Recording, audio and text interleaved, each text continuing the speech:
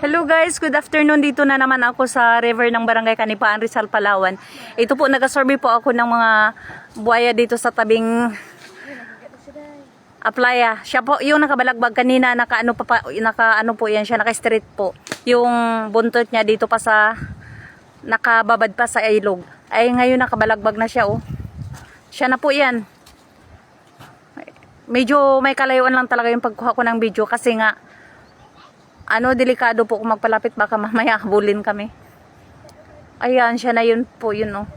Yung layo nitong ginabidyohan ko, mga 300 meter dash o 250 meter dash po yung layo. Kaya, ganun lang po yung kuha niya oh.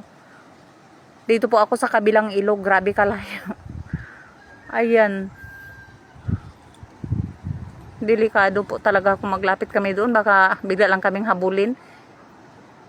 Siguro mabilis din siguro tumakbo yan dyan sa may sa may lupa. Wow. Sige na, thank you na.